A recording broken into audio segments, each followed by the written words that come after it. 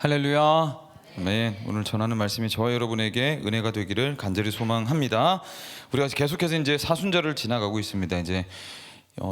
우리 이제 고난 주간을 이제 맞이하게 돼서 이제 앞으로 성금요일 예수님께서 십자가에 달려 돌아가신 것을 기념할 것이고, 정확히 사흘 후에 이제 우리는 부활절로 나가게 될 것인데, 오늘 이제 예수 그리스도께서 우리를 위해서 십자가 지신 그 순환을 깊이 묵상해야 하는 한 주입니다. 그래서 바라기는 저와 여러분들이 이번 한 주간 동안은 우리를 위해서 자신의 모든 것을 선택하신 주님을 위해 삶을 조금 정리하고 단순하게, 심플하게, 또 우리의 삶을 너무 쾌락적으로 가지 말고 또 주님 앞에 잘 정돈된 모습으로 또 지낼 수 있는 한 주간이 되시기를 소망을 합니다.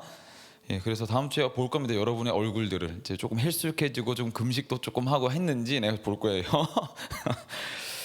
여러분, 제가 지금 이제 단어 하나를 말해 볼 건데 두 단어를 말해 볼 거예요. 어떤지 한번 귀로 잘 들어보세요. I love you.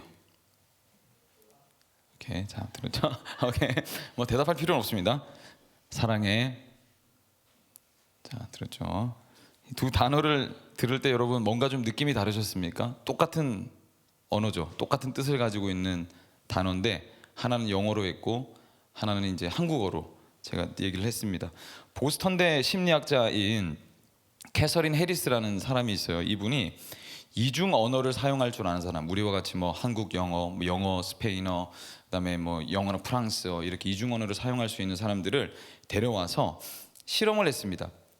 입에 아주 담기 어려운 욕을 이제 하게 되는데, 처음에는 본인들의 모국어로 욕을 이렇게 딱 했대요. 욕을 딱 해서 듣게 한 거죠. 그리고는 다음 이제 이중 언어, 제2 외국어를 똑같은 의미를 가진 이제 단어로 욕을 이렇게 딱 듣게 했다고 합니다. 그랬더니 두 언어로 말하는 욕의 의미는 똑같은데, 그래서 그걸 받아들이는 사람이 이제 차이가 좀 생기더라는 거예요. 모국어로 들을 때가 자기가 이제 나면서 이제 배웠던 제2 외국어로 듣는 것보다 훨씬 더 감정적으로 받아들였다라는 것이죠. 그러니까 욕을 했을 때 모국어로 들리는 단어에 훨씬 더 기분 나쁘게 반응을 하더라라는 겁니다. 미국에서 나고 자란 한 사람이 있었어요. 미국 언어부터 제스처, 문화의 이해부터 억양까지 하나도 틀림이 없이 이 사람은 미국 사람인데, 어느 날 이제 이 사람이 러시아 첩자가 아닌가라는 이제 의심을 하기 시작했던 겁니다. 그래서 의심이 이제 들기 시작하지만 겉으로 보나 이제 이렇게 평소 행동하는 모든 삶의 태도들로 보나 이 사람은 뭐 여지없이 미국인이었던 거예요. 근데 이 의심을 좀 해소하기 위해서 거짓말 탐지기부터 해서 이제 실제로 이제 이런 일들을 다 진행을 해서 이 사람이 러시아로부터 온 스파이인지 아닌지를 검증해내려고 했는데 실패를 했다고 합니다. 그런데 이제 노스 웨스턴대에 비오리카 마리안 교수라는 분이 있어요. 이분이 아주 기가 막힌 이 창의적인 방법을 하나 개발을 해서 거짓말 탐지기를 이제 했다고 합니다. 이 사람이 보는 책상 위에 여러 가지 물건을 쭉 올려놨어요. 그리고 나서 질문을 했습니다. 명령을 하나 한 거죠. 부탁을. 이 중에 형광펜이 뭔지를 한번 지목해 보세요. 근데 형광펜을 영어로 하면 마커 아닙니까? 마커를 한번 지목해 보세요. 이렇게 딱 했더니 이 사람이 이제 마커에 형광펜에 손을 이렇게 딱 지목을 한 겁니다. 그리고 나서 이 사람이 러시아 스파이, 첩자라는 사실이 들통이 나고 맙니다. 왜냐하면 이 사람이 시선을 이제 정밀 카메라로 이렇게 계속 관찰을 하고 있는 와중에 마커가 어딘지를 손을 한번 짚어보세요라고 딱 이렇게 딱 짚는 그 찰나의 1초도 안 되는 찰나의 순간에 이 형광펜으로 시선을 옮기기 전 형광펜 옆에 있던 우표로 시선이 살짝 갔다가 형광펜으로 시선을 옮기는 거를 포착을 한 겁니다. 근데 여러분, 왜 이 사람이 그러면 러시아 첩자였는가? 러시아 단어로 우표를 마르카라고 하는 단어로 얘기를 한대요. 그러니까 이 사람이 마커가 뭔지 지목해 보세요라고 했을 때 머리는 형광펜을 지목해야 된다는 걸 알았지만 본능적으로 자기 모국어에 반응을 했던 겁니다. 그래서 우표로 살짝 눈이 돌아갔다가 그 아주 미세한 순간의 떨림으로 이제 마커로 다시 옮겨가서 이 사람이 첩자인 것을 발견해냈다고 해요. 그러니까 모국어를 향한 본능을 숨길 수가 없더라라는 겁니다. 그런가 하면 이중 언어를 쓰는 사람들은요, 뭔가를 결정하거나 일을 할 때 어떤 언어를 쓰느냐에 따라서 결과가 굉장히 많이 달라진다고 얘기를 합니다. 예를 들어서 이제 뭐 미래 시제가 중국어 같은 경우는 미래 시제가 잘 구분이 되지 않는다고 해요. 흐릿하다고 합니다. 그래서 이 미래 시제가 아주 분명한 영어를 쓰는 영어권 사람보다 저축률이 30% 정도 더 높다고 얘기를 해요. 왜? 미래의 나도 나라고 생각을 하니까. 그런데 미국 사람들이 왜 저축률이 이제 아시아보다 좀 적은가라고 하니까 미래의 나는 미래의 나이니까 이렇게 확실하게 구분을 지어서 생각을 하기 때문에 지금의 내가 미래의 나보다 더 중요해라는 생각으로 저축을 잘 하지 못한다라고 얘기를 하는 거예요. 오늘의 이 내용들이 다 이 언어는 어떻게 인간을 바꾸는가라는 이 책에 나오는 내용들입니다. 결국 이제 이 책을 보면서 제가 저한테 와닿았던 건 뭐냐면 우리가 어떤 언어를 쓰느냐에 따라 생각이며 가치관이며 세계관이 다 영향을 받더라라는 거예요. 우리는 사순절을 맞아서 예수 그리스도의 죽음, 복음에 대해 깊이 우리가 생각을 해볼 건데 이사야 53장이라는 이 말씀을 보면 누가 봐도 이건 예수님의 죽음을 말하고 있다는 걸 알 수 있습니다. 무려 예수님이 탄생하기 700년 전에 이 말씀이 예언되어졌던 것이죠.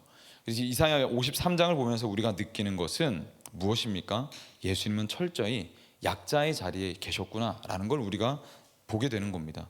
그럼 왜 예수님은 이 승자 독식의 세상 가운데서 승자들만이 소리칠 수 있는 세상 가운데 스스로 약자가 되셔서 약자의 언어로 우리에게 말을 걸어 오셨을까입니다. 승자의 얘기에 우리가 귀를 기울이기가 쉽잖아요. 근데 예수님은 왜 승자의 목소리가 아니라 이 약자의 언어를 선택하셨을까? 인디언 속담에 이런 말이 있다고 합니다. 그 사람의 신발을 신고 1마일을 걸어보기 전까지는 그 사람을 함부로 판단하지 말아라. 이게 무슨 말인가요? 그 사람의 신발을 직접 신어보고 그 사람의 삶을 살아보고 걸어보지 않는 한은 그 사람이 가지고 있는 삶의 무게, 스토리, 서사, 생각을 느껴보기가 어렵다는 거예요. 우리가 직접 그 사람의 삶에 뛰어들어서 경험을 해볼 때에야 비로소 그 사람의 시선이 보이기 시작하고 어디를 보고 있는지 그 사람의 삶이 보이기 시작하고 삶이 이제 읽어지기 시작한다는 거예요. 그 사람의 언어가 들리기 시작하더라라는 것입니다. 그러면 이해되지 못하던 것들이 이해되기 시작한다라는 것이죠. 우리나라도 대표적으로는 이런 류의 이제 인물을 꼽을 때 세종대왕을 좀 꼽을 수 있지 않을까 생각합니다. 세종대왕은 다른 왕들하고는 조금 결이 달랐죠. 여러분 아시겠지만 통치해야 될 백성들에게 관심이 좀 지대한 사람이었다라고 우리가 평가를 내립니다. 심지어 뭐 그렇게 했다고도 해요. 역사 기록에 보면 자주 궁궐을 나와가지고 백성들 틈에 들어가서 백성들의 애환을 듣고는 했는데 심지어는 이제 뭐 농번기나 이제 추수철이 되면 이제 이 세종대왕이 농부들을 이제 그 논으로 직접 가가지고 백성들한테 이제 새참 건네면서 막걸리 따라주면서 힘든 점들이 뭔지를 직접 들었다고 얘기를 하죠. 중요한 것은 이런 행동들 자체가 백성들의 언어를 이해하고 그들의 가슴과 삶을 이해하는 중요한 통로의 역할을 했다라는 겁니다. 세종대왕이 백성의 언어를 이해하기 위해서 이 백성들의 삶 한가운데로 들어갔던 것처럼 예수 그리스도께서도 우리의 마음을 얻고 우리의 영혼을 구원하시기 위해 기꺼이 약자의 언어를 입고 이 땅에 오셨다는 것입니다. 그래서 오늘 본문 속에서 예수님은 구체적으로 어떤 언어를 통해서 우리에게 복음을 전하고 계실까? 오늘 저는 예수님이 십자가에서 보여주신 이 위대한 사랑을 두 가지 언어의 차원에서 말씀을 좀 건네드리려고 하는데 첫 번째로 예수님께서는요 하나님의 언어, 아버지의 언어를 이해하셨습니다. 6절 말씀 한번 다 같이 읽어볼까요? 6절 말씀 시작.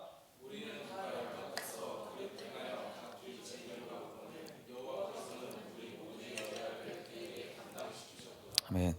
6절을 보면요 하나님께서 우리가 가지고 있는 죄악을 예수님에게 전부 다 지워버리셨다, 다 담당시키셨다 이렇게 얘기를 합니다. 예수님이 왜 죽으셔야만 했는가에 대해서 시작하는 이 복음의 스토리는 예수 그리스도의 스토리로부터 복음이 이제 연결이 되면서 쭉 시작이 되는 것이죠. 우리가 어디서 왔는지 그리고 뭐가 잘못됐는지 이 문제를 어떻게 해결해야 되는지 그리고 나는 어떻게 바르게 살 수 있을지 이게 복음의 전체적인 서사거든요. 이것이 복음이 담고 있는 스토리인데 복음의 세계관이라고도 할 수 있습니다. 여러분들 귀멸의 칼날 아시나요? 귀멸의 칼날? 저는 이제 애니메이션을 개인적으로 뭐 오픈을 하자면 전 애니메이션 좀 좋아합니다.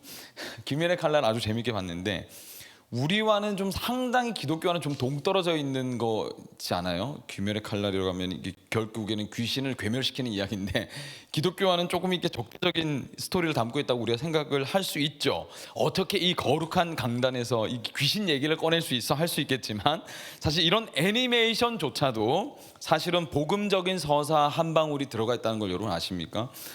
뭔가요, 여러분? 탄지로라는 주인공이 있어요. 초록색 이 바둑판 옷을 입고 있는 주인공이 있거든요. 나중에 한번 보세요. 재밌습니다. 근데 이 주인공이 악의 세력을 멸하려고 이제 뛰어드는데 사실 이 주인공인 탄지로조차도 수많은 역경과 고난이 예고되어 있는 인생의 걸음을 걸어내야 하는 것이죠. 그리고 여기에는 몇 가지 포인트가 있습니다. 자기 여동생을 반드시 인간으로 돌려놓겠다는 그 포기하지 않는 책임감. 지금 이게 제가 좀 너무 오타쿠 같은 일이 막 이런데 어쨌든 그리고 계속해 볼게요. 모르겠어요. 저도 태양의 호흡이라는 숨겨진 그러나 가장 폭발력 있는 선지자성, 그리고 동료를 반드시 구해내겠다는 의리. 보신 분들은 아시겠지만 사실 여러분 이 애니메이션도 만만히 볼 것이 아니라는 것이 우리의 눈물샘을 자극하는 요소들이 군데군데 애니메이션에 들어가 있습니다. 그런데 여러분 그 눈물 한 방울 흘리게 만들고 가슴을 이렇게 먹먹하게 만드는 그 대사와 장면들이요, 여러분 보시면 나중에 한번 보시길 바라는데 저는 마냥 소비되기만 바라거나 한없이 혹은 유치하거나 가볍지만은 않더라라는 겁니다. 우리가 마음에 눌러뒀던 그러나 늘 동경하고 있었던 그 사람 냄새가 애니메이션을 통해서 나요. 인간의 관계 안에서 누리고 싶었었던 그 바램들, 그런 것들이 애니메이션에서 여지없이 이루어지고 성취되는 걸 보거든요. 여기서 오는 카타르시스, 감동, 감탄, 눈물이 있다는 거죠. 왜? 마치 우리가 그걸 오래전부터 기다려왔던 것 같은 감정을 느낀다는 겁니다. 마음이 몽글몽글해지고 감동을 느끼는 그 장면들을 가만히 보면 다 성경에서 이야기하는 하나님이 우리를 어떻게 사랑하시는지, 관계 안에서 우리가 어떤 기쁨을 누릴 수 있는지, 어떤 안식이 필요한지, 어떤 대속이 필요한지, 어떤 구원이 필요한지 연결이 되더라라는 겁니다. 누가 말해주지도 않았는데요, 인간은 본능적으로 그런 기독교적 언어에 마음이 끌린다는 겁니다. 귀멸의 칼날이든 무슨 영화든 드라마든 인간은 마치 영적인 귀소 본능이 있는 것처럼 보지도 않았고 감각한 적도 없는 것 같지만 영원한 하나님 나라를 그리워하는 듯한, 그 하나님과의 관계가 깨어진 관계를 다시 회복하고 싶은 듯한 그런 갈증, 그 뉘앙스들을 그려놓고 있어요. 그래서 우리가 그걸 볼 때마다 마음의 위로를 받더라는 겁니다. 이 세상에서 누리지 못한다면 다른 세상을 통해서라도 맛을 보고 누리고 싶다라는 그 갈증이 여지없이 드러나고 보이더라는 거예요. 뭐 대표적인 얘기로 지금 1,500만 넘었나요? 왕사남? 거기다 한번 잘 보세요, 여러분. 그 복음적인 서사 한 방울씩이 조금씩 들어가 있어요. 우리 눈물샘을 자극하는 걸 보시면 아, 나 저런 관계를 내가 원하는 건데, 이런 것들이 있거든요. 그게 여러분 뭘 얘기하는 것인지, 그렇게 여러분 기독교의 시선을 한번 보십시오. 여러분 복음적인 그 한 방울들이 다 섞여 있다는 것을 알게 될 겁니다. 누가 가르쳐 주지도 않았고 보여준 적도 없는데 그것들이 다 들어가 있다는 걸 여러분 눈치채게 될 거예요. 복음의 스토리가 어떻습니까, 여러분? 옛날 옛적에 한 절대자가 있었죠. 그리고 그가 가장 사랑하는 피조물이 있었습니다. 그런데 이 피조물이 어떤 유혹 때문에 자신이 절대자의 자리를 차지하려고 반역을 일으키게 됐죠. 근데 도전은 실패로 돌아갔고 절대자는 피조물을 쫓아내야만 했던 겁니다. 이제 피조물이 살아갈 세상은 절대자의 다스림이 전혀 있지 않은 깨어진 세상 가운데 살아가야 되는데, 이제 여기 늘 그런 데가 있어요. 절대자가 피조물을 포기하지 않는 거죠. 피조물은 끝까지 책임지려 합니다. 그래서 절대자는 자신이 직접 그 땅에 가기로 결심을 해요. 그 버려진 땅으로 아들이라는 이름으로 가기로 결정을 한 거죠. 이 아들은 아버지이기도 했기 때문에 아버지의 언어를 너무 잘 알고 있었습니다. 왜냐하면 아버지의 언어는 아들의 언어였죠. 모국어이지 않았습니까? 예수 그리스도께서는 성부 하나님의 마음을 마음과 말을 누구보다 잘 이해하고 계셨습니다. 그 말을 단순하게 명령으로 듣지 않고 감정으로 잘 이해하고 있었다는 거예요. 하나님이 말씀하시는 그 사랑이라는 단어에 담긴 정서, 문화, 마음, 가치, 이 모두를 아들인 예수 그리스도에게는 가슴 깊이 새겨진 언어였다는 것입니다. 그래서 그리스도께서는 움직이지 않을 수 없었던 거예요.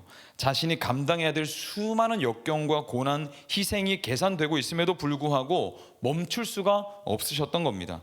하나님의 여러분 보실 때 하나님을 딱 보면요, 이런 두 가지 이미지가 딱 떠오릅니다. 하나는 정의로우신 분, 그리고 하나는 사랑이 많으신 분. 이 두 가지 이미지를 떠올리게 되거든요. 그런데 이 정의와 사랑이 공존한다는 게 보통 까다로운 게 아니라는 거예요.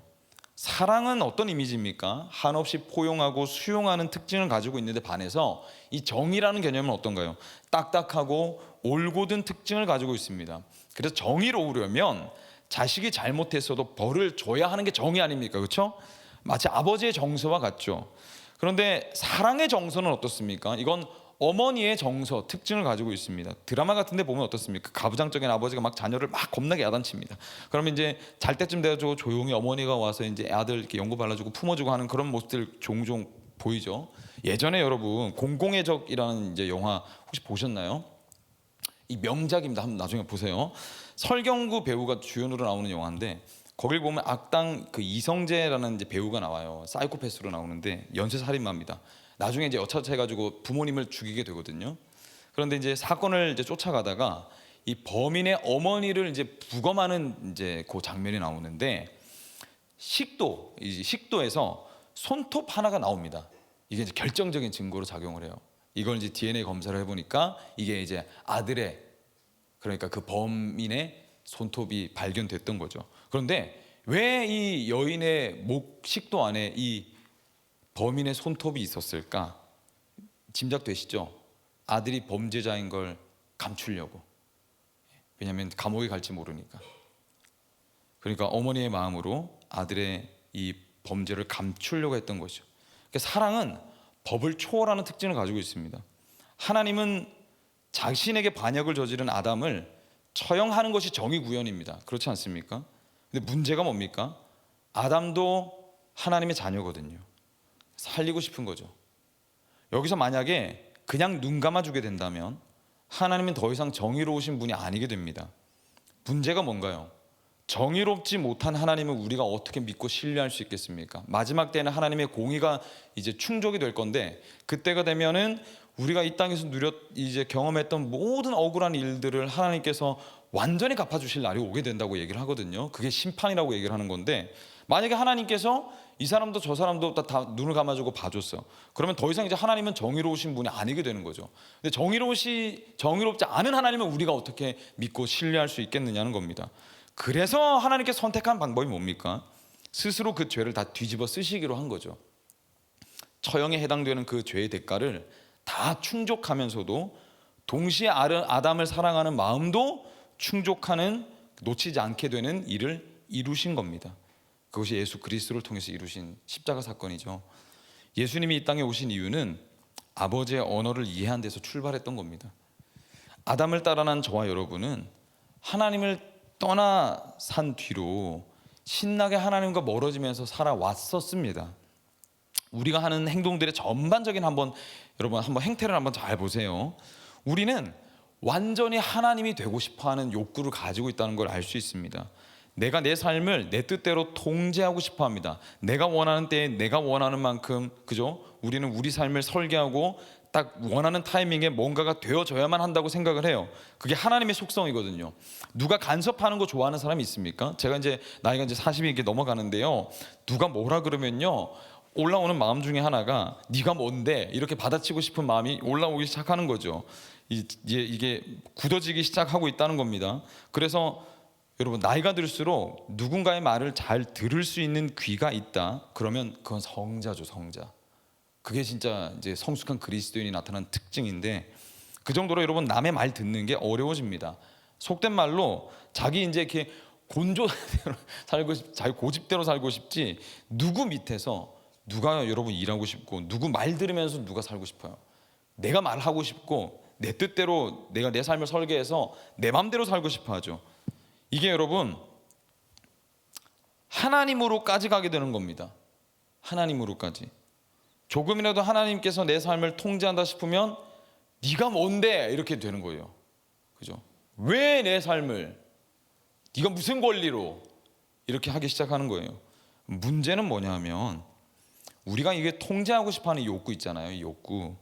이게 여러분 제재가 사라지게 되면 어떻게 될까요? 우리는 여지없이 나도 파괴하고 주변도 파괴하기 시작할 거라는 겁니다. 법이라는 도구가 여러분 없으면 우리는 심각할 정도로 자기와 주변을 파괴해 버린다는 거예요. 나 혼자 산다라는 프로그램 여러분 잘 아시죠? 그 금요일 밤마다 하는 건데 늘 제가 이걸 때때로 볼 때마다 드는 생각이 하나 있습니다. 나 혼자 사니까 저렇게 살지. 둘이서 산다. 그때부터는 전쟁이거든요. 왜? 내 맘대로 못하니까요. 어쩔 수 없이 서로 통제를 가해야 하니까. 서로가 서로를 통제해야 내가 자유로워질 수 있다고 생각하거든요. 인간은. 이게 얼마나 이기적입니까? 서로를 위해서 희생하고 헌신한다. 여러분 예수 믿는 사람도 그게 잘 안 되는데 그게 어떻게 쉽게 되겠어요?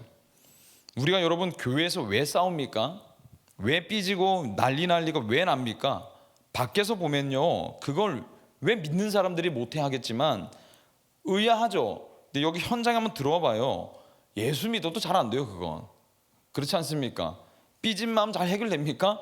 누가 내 귀 거슬리는 말 한번 하기만 하면 저놈을 죽여야 되나 살려야 되나 마음만 불쑥 올라오지.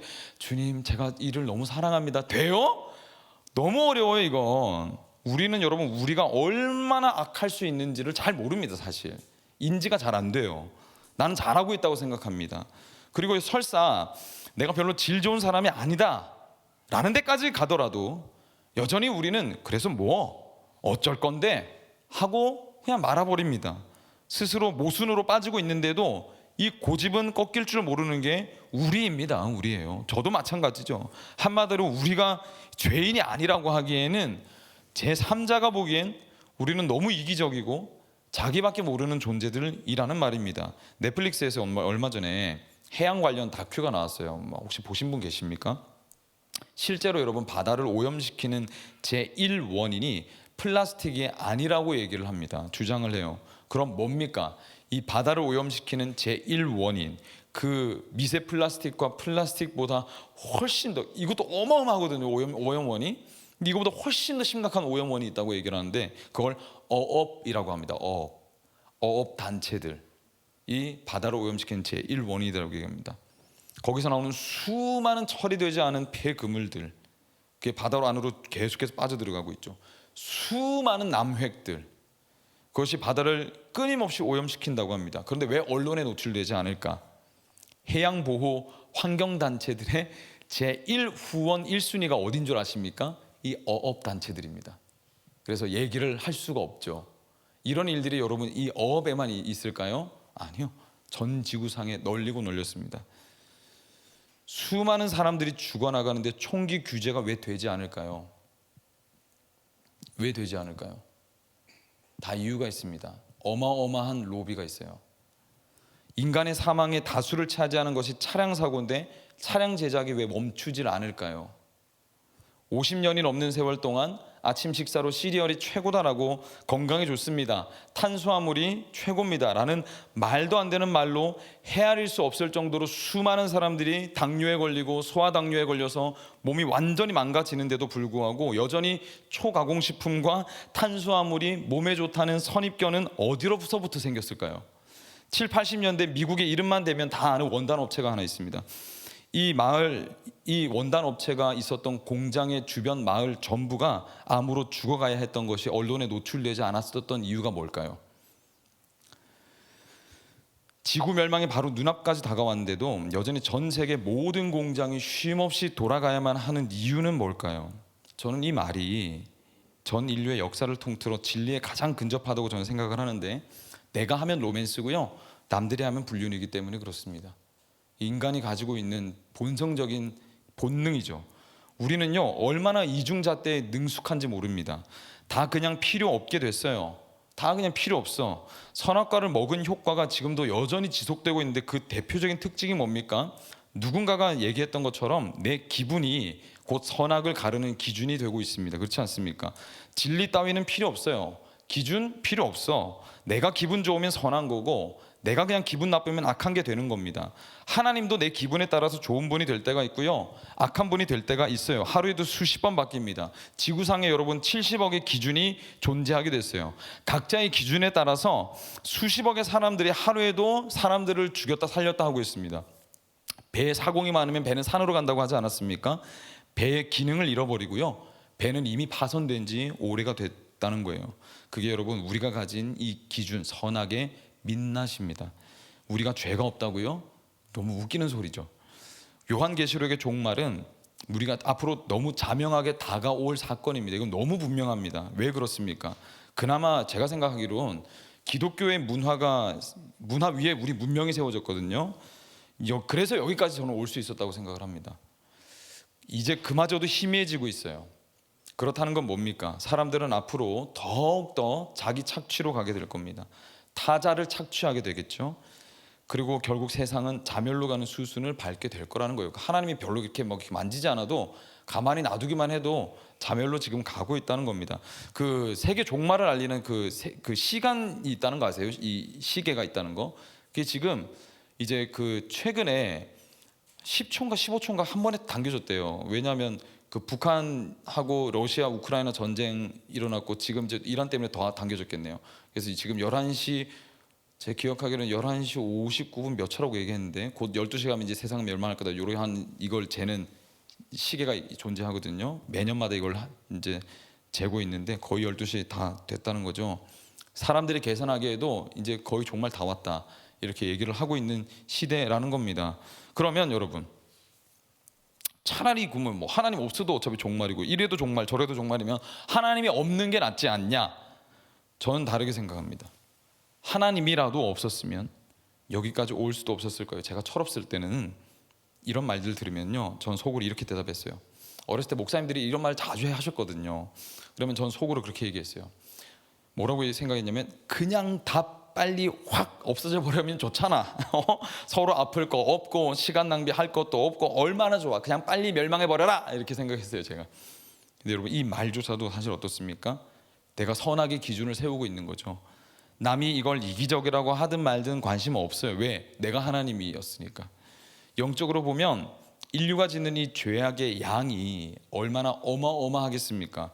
합법적으로 짓는 죄, 불법적으로 짓는 죄, 마음의 죄, 육신의 죄, 이것이 뭘 도대체 말하는 겁니까? 안타깝게도 우리가 인정하든 그렇지 않든 하나님 외에 다른 어떤 것에 우리가 정체성을 두기 시작하면, 그것이 스스로 떳떳하다고 생각할지라도 우리 스스로 하나님 외에 다른 정체성을 두게 되기 시작하면 결핍은 반드시 오게 될 건데, 결핍 여러 종류 있지 않습니까? 우울, 공허, 자괴감, 여러 하나님으로 정체성을 두지 않으면 이런 부정적 감정들 끊임없이 몰려올 거거든요. 근데 그 결핍의 결론이 뭡니까?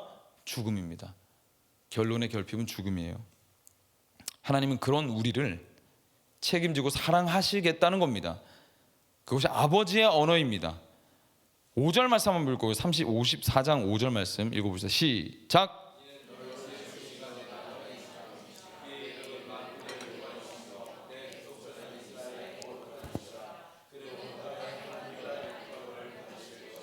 54장 5절을 보면요, 하나님은 우리 남편이라고 정체성을 딱 못 박으십니다. 내가 너의 남편이다, 이렇게 말씀하세요. 이것이 굉장히 중요합니다. 사랑에는 여러분 여러 가지 사랑의 모습이 있어요. 남편이라고 딱 못 박은 이유는 그 사랑에 내가 책임을 지겠다는 의지입니다. 말로만 내뱉고 끝내지 않으시겠다는 거예요. 이것이 또 다른 정의라고 볼 수도 있겠죠. 그래서 여러분 54장 전반부를 보면, 잉태하지 못하며 출산하지 못한 너는 노래할지어다. 산고를 겪지 못한 너는 외쳐 노래할지어다. 홀로 여인된 자식이 남편 있는 자의 자식보다 많음이라 여호와께서 말씀하셨다. 아이를 낳지 못하는 여인이 고대 근동에 어떤 취급을 받았는지 제가 여러분 몇 번 말씀드렸죠. 고대 근동은 쪽수가 절대적이라고 하지 않았습니까? 그러니까 아이를 못 낳는 여인은 그냥 죽은 것 같아요. 그렇지 않습니까? 살았지만 죽은 것과 같단 말입니다. 현대 사회에 사는 저와 여러분이 마치 이런 상태와 같이 살고 있지 않습니까? 우리는 아이가 없는 여인과 같은 상태라는 말이에요. 하나님이 없이 사는 인생이 이와 같습니다. 끊임없이 채우려고 하도요, 채워지지 않는 상태. 아마 여러분 인생을 지금 한 20살 쪽에 넘어가면서 중반 넘어가고 후반 넘어가고 30 넘어가면 이거 다 경험할 겁니다. 아마 세상이 정말 만만치가 않잖아요. 다 이 벽 앞에 한 번쯤은 놓이게 될 겁니다. 그런데 하나님을 만나게 되면 어떻게 됩니까? 제대로 신랑을 만난 아내와 같은 사람이 된다는 거예요. 이전에는 과부와 같았죠. 아이를 가지지 못하는 결핍이 있는 여인과 같았으나, 마치도 살아있지만 죽은 것과도 같이 되었으나, 하나님을 만난 뒤로는 우리 생명을 되찾은 것과 같이 되었다라는 것입니다. 하나님의 이 사랑의 언어에는요, 책임 있는 사랑이 있다는 거예요. 너 행복해져라 이렇게 말씀하시는 게 아니라 거기에 책임을 지시겠다는 거예요. 삶을 드리겠다는 겁니다. 실제로 행복과 만족을 줄 수 있는 사랑으로 만들어 내시겠다는 거예요. 이것을 위해서 뭘 하셨습니까? 하나님이 우리 생명을 위해서 자신이 스스로 생명을 잃어버리겠다고 선언하시고 실제로 거기를 뛰어드신 거죠. 그런 의미로 보면 여러분, 저와 여러분 한번 가만히 생각해 보세요. 우리는 철저히, 그러니까 약자죠. 그렇지 않습니까? 내가 내 뜻대로 내 삶을 마음대로 할 수가 없어. 마음대로 한다고 생각하지만 늘 마음에는 공허함과 그 조급함과 그 알 수 없는, 이해할 수 없는 그 압박감, 그죠? 내가 내 삶을 통제할 수가 없으니까요. 거기서는 수많은 고통이 있지 않습니까? 이걸 우리 뜻대로 해결할 수 없잖아요. 그러니까 우리는 약자라는 말입니다. 강하고 뭐든 다 할 수 있을 것 같지만 세상의 파도 한번 몰아치면, 감정의 한번 파도가 확 몰아쳐버리면, 쓰나미가 몰려오면 우리가 스스로 통제할 수 없는 영역들 앞에 여실하게 우리가 놓이게 됩니다. 철저히 약자일 수밖에 없다는 거예요. 그래서 하나님이 결정하신 겁니다. 우리의 언어를 배워서 자신의 것으로 삼기로 결정하셨다는 거예요. 그리고 약자의 곁으로 향하신 겁니다. 그래서 우리의 언어로 다가오셨다는 것이죠. 이게 두 번째 대지인데, 세상의 언어에서 여러분 주로 이야기하는 게 뭡니까? 네가 노력하고 또 노력하고 최선을 다하고 또 최선을 다하면, 만약 그럴 수 있다면, 포기하지 않고 끊임없이 최선을 다할 수 있다면 넌 좋은 판결을 받을 것이고 천국도 갈 수 있을 것이고 인정도 받을 수 있을 것이며 성공할 수 있을 것이다. 이것이 강자의 언어입니다. 강자의 언어. 기독교 강자입니다. 기독교는 강자예요. 근데 세상과는 좀 다른 언어를 사용하죠. 기독교에서는 이렇게 얘기를 합니다. 넌 이미 강자가 되었다. 왜? 세상은 노력해야 그 지위를 얻을 수 있지만 기독교에서는 지위를 이미 주어졌기 때문에 노력할 수 있는 사람이 됐다고 얘기를 합니다. 한국인이 여러분 미국 국적을 얻는 가장 빠른 방법이 뭘까요? 미국 사람과 결혼하면 됩니다.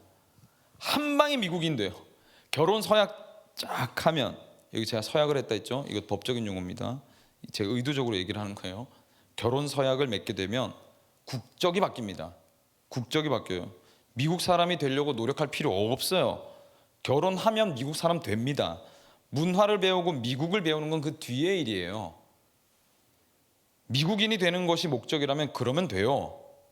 물론 여러분 뭐 습관이나 배경을 배우는데 시간이 많이 들어가겠죠. 하지만 누구도 그 사람을 미국인이 아니라고 할 수는 없습니다. 법적으로 미국인이 됐으니까요. 미국 국적을 받은 그 한 사람은 미국 법의 보호를 받게 되어 있다는 겁니다. 기독교는 노력해서 그거 이루라고 말씀하지 않습니다. 기독교는 넌 이미 이뤘다라고 얘기를 해요. 왜? 너의 남편이 예수 그리스도이기 때문에 넌 이미 그 사람이 됐다고 얘기합니다. 근데 문제가 있어요. 이전에 내가 예수 그리스도를 만나기 전에 감당했어야 될 꼬리표같이 붙어다니는 죄의 부채는 여전히 존재한다는 겁니다. 그 부채를 해결하는 것이 돈으로도 되지 않고요, 노력으로도 되지 않아요. 손쉽게 되는 것이 아니란 말입니다. 남편 된 예수 그리스도께서는 우리가 그것을 감당해야 하는 것이 불가능한 것이라는 걸 아셨어요. 그래서 자신이 대신 감당하기로 하신 겁니다. 3절부터 5절까지 말씀이죠. 한번 읽어볼까요? 3절로 5절 시작.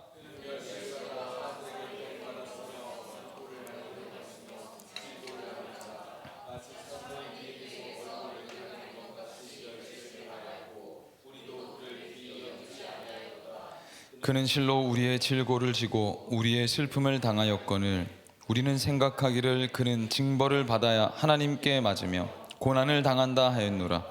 그가 찔림은 우리의 허물 때문이요 그가 상함은 우리의 죄악 때문이라. 그가 징계를 받음으로 우리는 평화를 누리고 그가 채찍에 맞음으로 우리는 나음을 반주자 나오십시오. 반주자. 예수님이 감당하신 것은 여러분 크게 보면 첫째로는 대신 감당하셨습니다. 대신. 둘째, 폭력을 당하셨습니다. 폭력을 당하셨어요. 대신 감당하고 폭력을 당하셨어요. 셋째, 이 모든 과정을 스스로 결정했습니다. 스스로. 예수님은 여러분 제사장이 되기보다 제물이 되기를 선택하셨어요. 심판주로 마지막에 재림 때는 오시거든요. 근데 형벌을 가하는 사람이 되시기보다 죄를 다 감당하시는 피해자가 되기로 결정하셨고, 끝으로는 스스로 생명을 내어주셨어요. 여러분 그거 아십니까?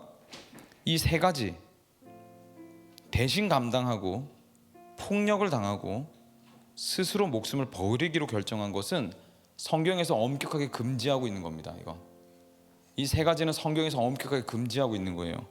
성경 어디에도 인간이 제물이 되는 인신제사를 엄격하게 금지합니다. 짓는 순간 불법이 돼요. 불법자.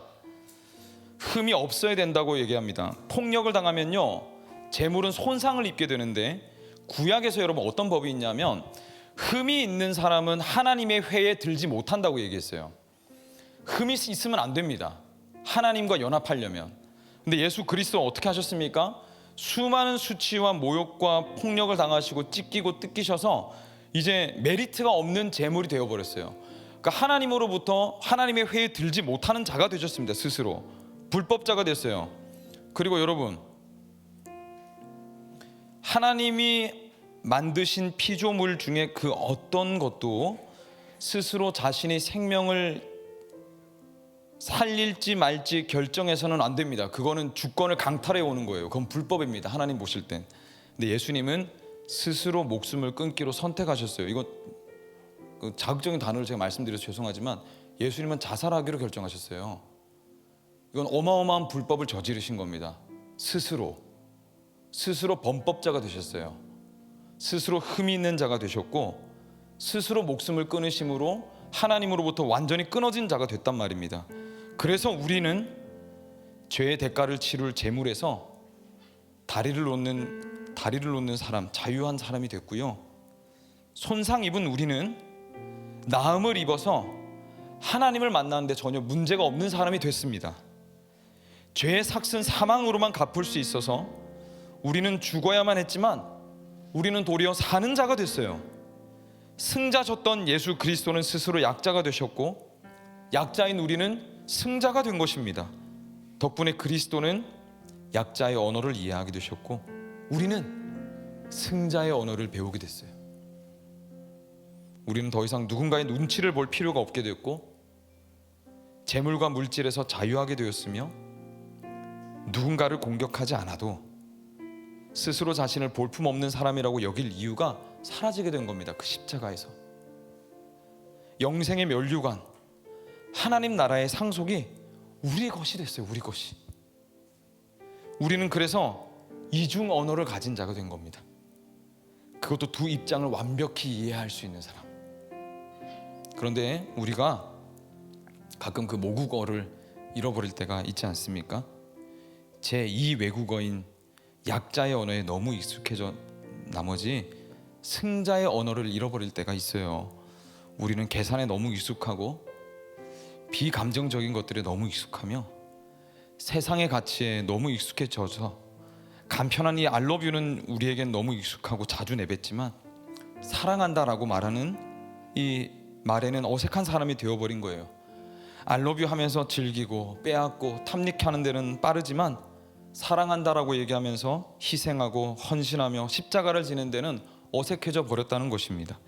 I love you 하면서 느끼는 허망함, 공허함, 우울함은 우리에게 너무 익숙한데, 주를 사랑하면서 느끼는 만족감, 기쁨, 자유함은 어색해져 버렸다는 거예요. 그런데 여러분 그거 아십니까? 우리 설교에 처음으로 돌아가서 러시아의 스파이의 이야기를 한번 떠올려 봅시다.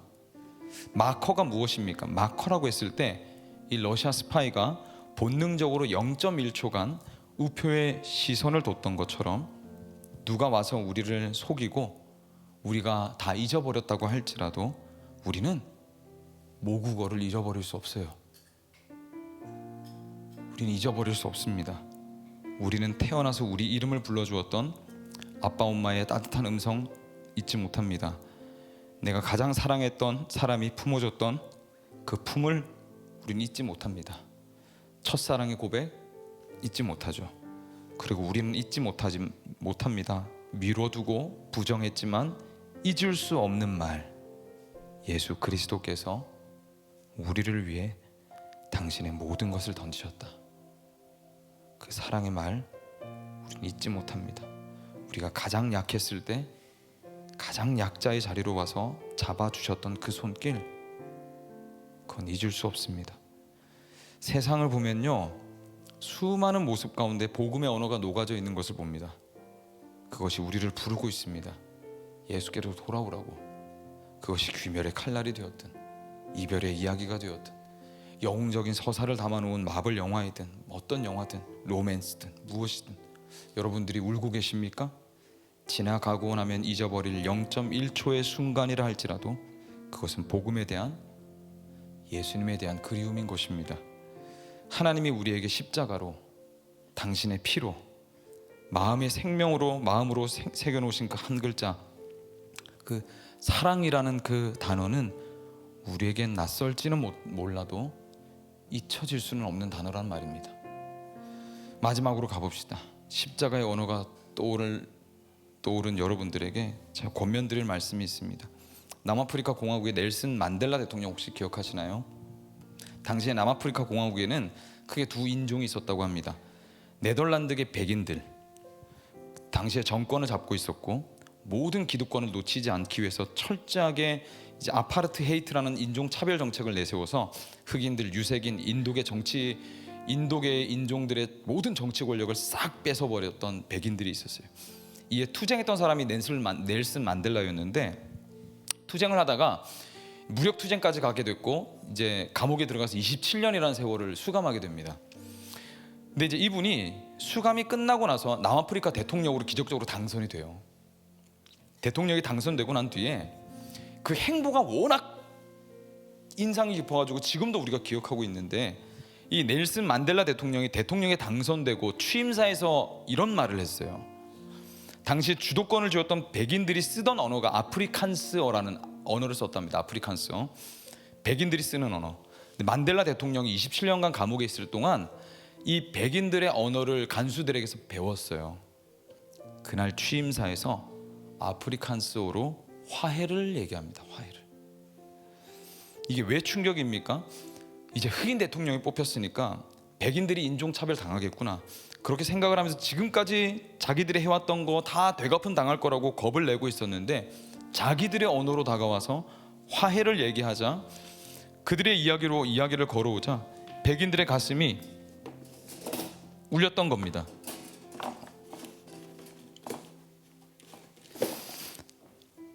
휴지가 안 올라오네. 만델라가 여러분 재임 시절에 늘 했던 말이 하나 있어요. 그 사람이 이해하는 언어로 말하면 머리로 들어갑니다. 하지만 그 사람의 언어로 말하면 가슴으로 들어갑니다. 예수님은 이 땅에 찾아와 우리의 언어로 찾아오셔서 우리의 언어를 배우시고 우리와 같이 되셨습니다. 그리고 당신의 언어를 버리셨어요. 아버지로부터 받았던 사랑의 언어를 포기하시고 우리를 당신의 모국어로 삼으신 것입니다. 우리는 아버지의 언어를 알게 되었습니다. 영생, 만족, 기쁨이 무엇인지. 그래서 제가 여러분들에게 사순절을 맞아서 도전합니다. 하나님의 무한한 신뢰를 얻고 계신 여러분 스스로는 여러분을 뭐라고 생각하십니까? 제가 도전적으로 여러분들에게 권면드리자면, 성경의 언어들은 이제 더 이상 여러분을 위로하기 위한 말만은 아닙니다. 여러분의 위로는 십자가에서 이미 다 끝났습니다. 해소됐어요. 복음의 언어로 보니 우리의 인생은 버림받은 자가 아니라 세상에 보냄받은 자라고 얘기하고 있습니다. 우리는 실패하고 약한 사람이 아니라 누구보다 강하며 큰 자원을 가진 승자라고 이야기합니다. 그리스도 안에 있는 여러분은 약하지 않습니다. 그 언어로 세상을 바라보시기 바랍니다. 그리스도의 눈으로, 마음으로 세상을 읽어보십시오. 위로받는 우리에게서 이제 눈을 들어 위로자로 일어나시기를 바랍니다. 실패자가 아닌 영원한 승리자로 약자의 자리에 서시기를 축복합니다. 오늘 우리의 언어로 다가오신, 그리고 여전히 우리를 사랑한다고 말씀하시는 그리스도께로 오십시오. 우리 주님 찬양하며 나갑시다.